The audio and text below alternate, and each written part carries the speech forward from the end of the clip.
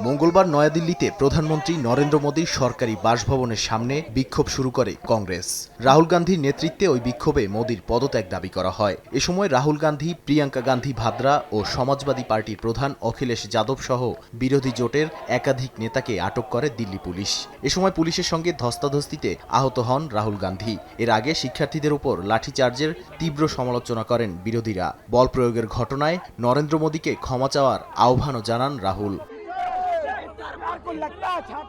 এদিন সকাল থেকে আবারও দিল্লির যন্তর মন্তরে অবস্থান নেয় ককরোচ জনতা পার্টির সমর্থকরা। সময়ের সঙ্গে সঙ্গে বাড়তে থাকে মানুষ। ভেঙে ফেলা মঞ্চ আবার নতুন করে প্রস্তুত করা হয়। দাবি না মানা পর্যন্ত আন্দোলন চালিয়ে যাওয়ার ঘোষণাও দেন বিক্ষোভকারীরা। পরিস্থিতি মোকাবিলায় গোটা এলাকায় নিরাপত্তা জোরদার করা হয়।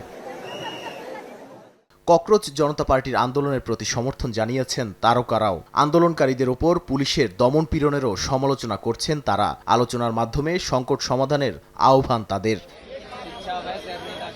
বিক্ষোভের মুখে প্রথমবারের মতো মুখ খুলেছেন নরেন্দ্র মোদী। প্রশ্ন ফাঁসের ঘটনায় জড়িতদের বিরুদ্ধে কঠোরতম ব্যবস্থা নেয়া এবং স্বচ্ছ ও নির্ভরযোগ্য পরীক্ষা ব্যবস্থা গড়ে তুলতে সংশ্লিষ্ট সব পক্ষকে একসঙ্গে কাজ করার আহ্বান জানান তিনি। প্রশ্ন ফাঁসের ঘটনায় কেন্দ্রীয় শিক্ষামন্ত্রীর পদত্যাগের দাবিতে ককরোচ জনতা পার্টির আন্দোলনে সমর্থন দিয়ে গেল মাসের শেষে যন্তর মন্তরে অনশন শুরু করেন জলবায়ু কর্মী সোনম ওয়াংচুক।